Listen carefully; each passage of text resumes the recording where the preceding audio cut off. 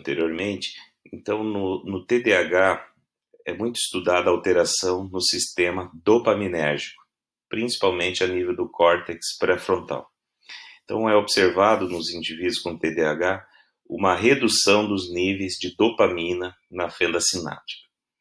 E essa redução ela ocorre por diferentes mecanismos. O mais estudado é que nos indivíduos com TDAH existe um aumento nos níveis do transportador de dopamina, que é uma proteína responsável pela recaptação da dopamina na fenda sináptica.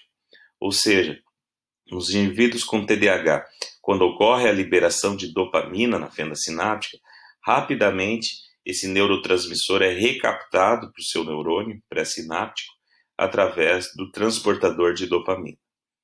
E uma outra característica, existe um nível aumentado dos receptores para dopamina do tipo D2 nos neurônios pré-sinápticos. Esses receptores D2 eles são autorreceptores inibitórios, responsáveis então por um feedback negativo. Então sempre que no indivíduo com TDAH ocorre a liberação de dopamina na fenda sináptica, rapidamente também ocorre a ativação desses autorreceptores, levando a uma inibição da produção e liberação de dopamina. Então, principalmente através desses dois mecanismos, aumento da recaptação de dopamina e aumento do feedback negativo, é que ocorre essa hipofunção dopaminérgica nos indivíduos com TDAH. Então, do ponto de vista de tratamento farmacológico, o fármaco mais utilizado é o metilfenidato, popularmente conhecido por Ritalina, mas existem também outros nomes comerciais, como o Concerta. Então, mostrando aqui novamente o alvo para o metilfenidato, que é justamente o transportador de dopamina. Então, como eu mencionei anteriormente, nos indivíduos com TDAH existe um aumento no número desses transportadores de dopamina, fazendo com que, logo que a dopamina seja liberada na fenda sináptica, rapidamente ela é recaptada. Então, o metilfenidato ele bloqueia esse transportador de dopamina e, com isso, aumentando a quantidade de dopamina aqui na fenda sináptica, permitindo com que ela ative os receptores para dopamina no neurônio pós-sináptico. Com o tratamento repetitivo, tratamento crônico, ocorre, além desse mecanismo, também uma dessensibilização, ou seja, uma redução no número desses autorreceptores do tipo D2, que, como eu mencionei, são responsáveis pelo feedback negativo. Então, quando ocorre essa dessensibilização desses autorreceptores, eu diminuo esse freio, essa inibição sobre a produção e a liberação de dopamina. E com isso, então, eu fortaleço, eu aumento a neurotransmissão dopaminérgica. Existem alguns estudos e uma visão geral da população de que no Brasil se prescreve em excesso Ritalina e metilfenidato para indivíduos com TDAH. Então esse é um trabalho de alguns anos atrás, mostrando um aumento de mais de 700% em 10 anos no consumo de metilfenidato no Brasil.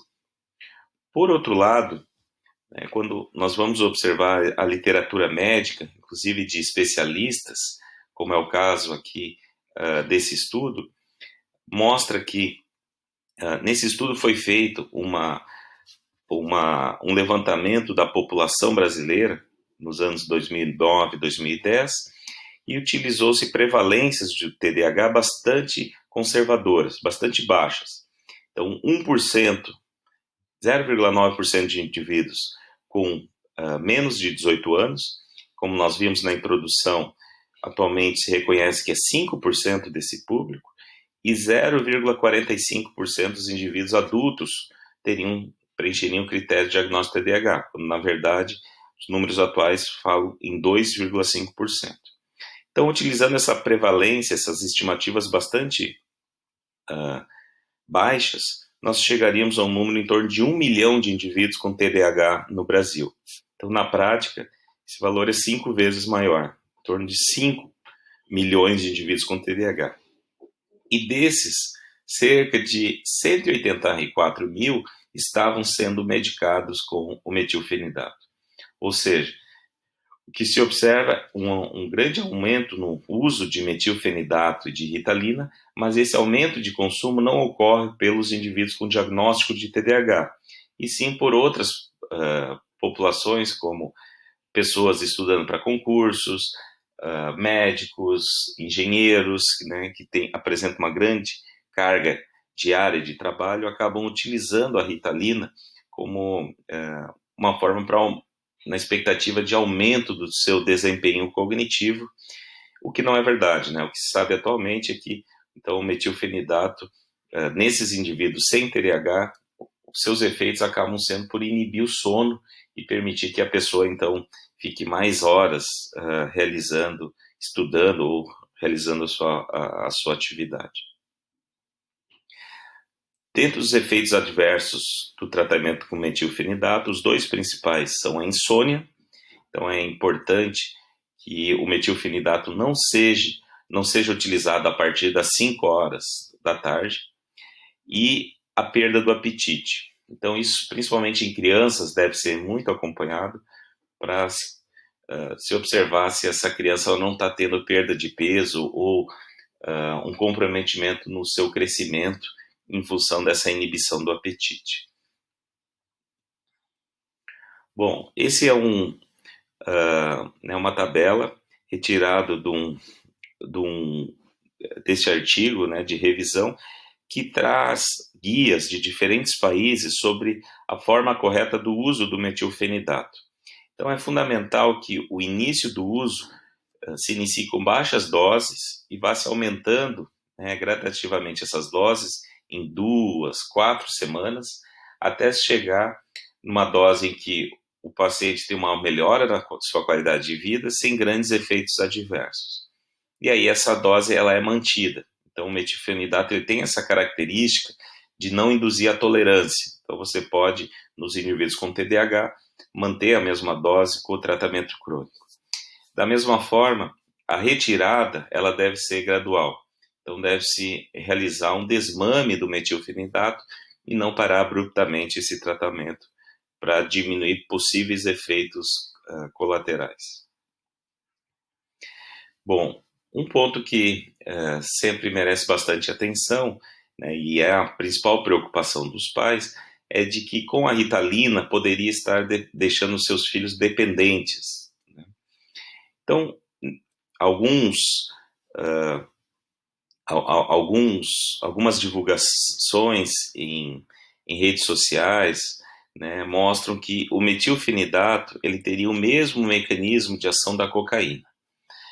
Bem, o alvo do metilfenidato, né, que é bloquear o transportador de dopamina, realmente é o mesmo alvo no qual atua a cocaína.